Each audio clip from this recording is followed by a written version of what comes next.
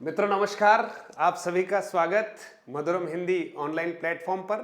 और आज हम कुछ और शब्दों को शुद्ध लिखना जो है वो सीख रहे हैं।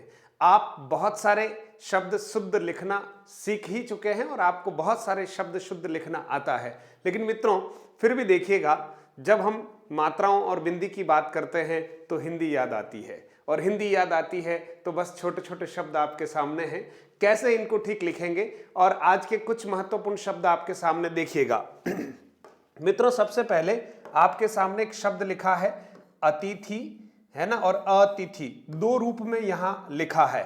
ठीक है, जब ये दोनों रूप हमारे सामने होते हैं तो हम कंफ्यूज हो जाएंगे कि निम्नलिखित में से शुद्ध कौन सा है। आप भी विचार कीजिएगा इसमें शुद्ध कौन सा है। बहुत बढ़िया, अगर आप सही दिशा में सोच पा रहे हैं तो सही शब्द तक पहुंचेंगे। अगर आपने इसको सही किया तो ये मित्रों सही नहीं है। अतिथि में मात्रा जो है तिथि, दोनों में ही मात्रा कैसी है, छोटी है। अगर हमें अलग से तिथि लिखना पड़े तो हम क्या करते हैं, ऐसी ही मात्रा का प्रयोग करते हैं मित्रों।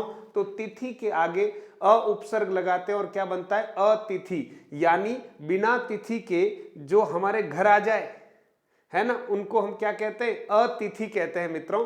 तिथि का अर्थ होता है दिनांक। ठीक है, बहुत बढ़िया। या हम यूं समझे कि तिथियां जैसे हमारे पूर्णिमा है, एकादशी है, प्रथमा द्वितीया, सब तिथियां हैं। बहुत बढ़िया। तो ये अतिथि शब्द ठीक नहीं है, ये गलत है। फिर देखिए यहां पर दो शब्द लिखे हुए हैं, आजीविका और आजीविका। बात है केवल मात्राओं की, यहां पर और यहां पर मात्राओं का अंतर है मित्रों। तो आप देखेंगे कि यहां आजीविका, तो अगर आप सही उच्चारण करेंगे तो बिल्कुल सही शब्द की ओर पहुंचेंगे। और सही शब्द कौन सा है, आजीविका। जब हम जीवन शब्द लिखते हैं मित्रों तो ध्यान देना, जीवन में जी कैसा होता है, बड़ा होता है। तो आजीविका का अर्थ भी क्या होता है, जीवन जीने के लिए हम जो प्रयास और प्रयत्न करते हैं, है ना, कुछ पैसा रुपया कमाते हैं, वो हमारे लिए क्या है, आजीविका है ना। हमारी आजीविका का साधन कृषि हो सकता है, नौकरी हो सकता है, व्यापार हो सकता है, आजीविका। तो जी कैसा है मित्रों, बड़ा।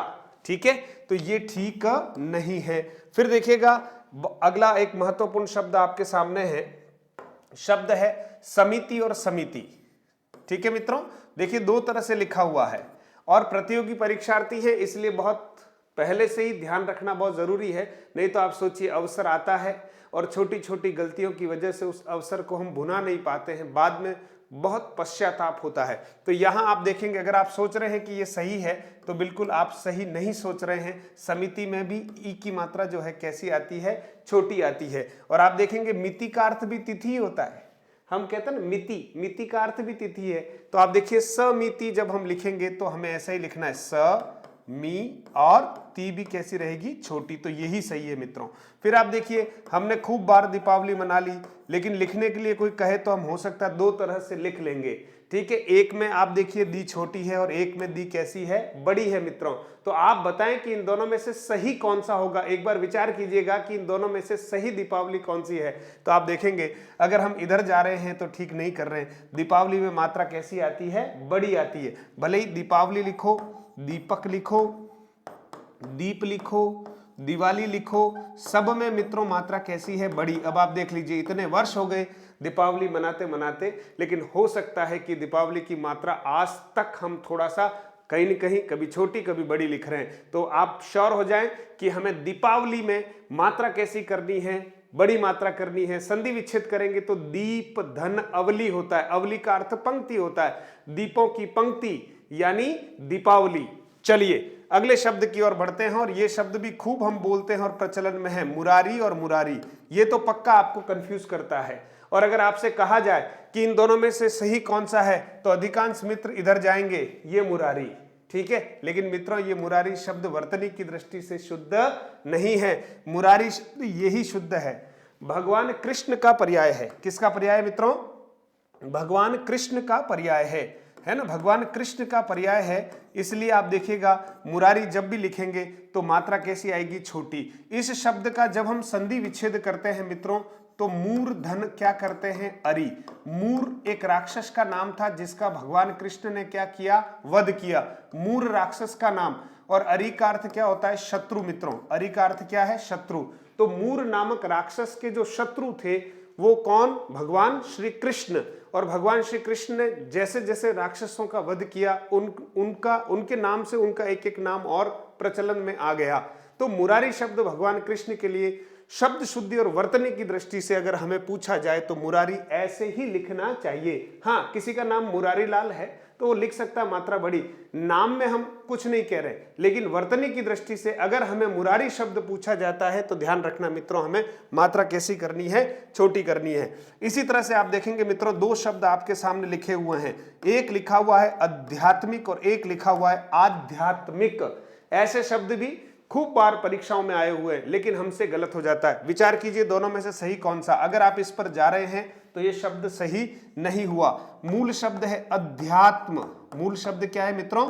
अध्यात्म। और इसमें कौन सा प्रत्यय जोड़ रहे हैं हम? इक प्रत्यय जोड़ रहे हैं। और अध्यात्म में अगर इक प्रत्यय जोड़ते हैं तो यहां अ से क्या बनता है मित्रों? अ से बनता है आ। इसलिए सही शब्द कौन सा होगा? सही शब्द होगा आध्यात्मिक। आपको ध्यान रखना चाहिए कि हम जब भी आध्यात्मिक लिखेंगे तब आ हो जाएगा, और जब भी हम अध्यात्म लिखें तो अ आएगा। ध्यान रखना है ना। अब इसको भी कई बार हम गलत लिख लेते हैं, आध्यात्म लिख लेते हैं कुछ मित्र, तो आप सोचे ये आध्यात्म शब्द सही नहीं है।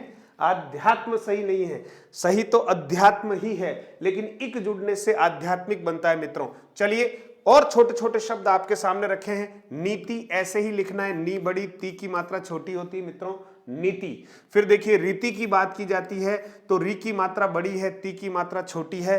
प्रीति की बात की जाती है तो प्री में ई बड़ी है और ती में ई छोटी है। पीढ़ी दोनों मात्राएं बड़ी है मित्रों। और आप देखें सीढ़ी दोनों मात्राएं बड़ी है, लेकिन हानि शब्द लिखते हैं तो मात्रा कैसी होनी चाहिए? छोटी होनी चाहिए। तो मित्रों ये बहुत काम के शब्द हैं, और बस जब एक बार आप इसको सही तरह से सुन लेते हैं, सही तरह से समझ लेते हैं, तो मित्रों बस अब आने वाले समय में जब भी आप इन शब्दों का प्रयोग करेंगे लिखित रूप में तो जरूर आपको क्या करना चाहिए? ऐसे ही लिखने चाहिए। अगर आपको ये वीडियो अच्छा लग रहा हो और अन्य मित्रों को आप इन शब्दों से परिचित कराना चाहते हो तो जरूर आपका अपना YouTube चैनल है मधुरम हिंदी, डॉक्टर बीजी शर्मा, आप सर्च कर सकते हैं और उसको सब्सक्राइब करें, लाइक करें, और इस वीडियो के डिस्क्रिप्शन में सभी प्रकार के लिंक है, आप सभी जुड़ सकते हैं। इसी तरह से कुछ कुछ शब्दों को मैं रोज लेकर उपस्थित होऊंगा और आप लोगों की शब्द शुद्धि में बस कुछ मदद करने की इच्छा है। नमस्ते, जय हिंद।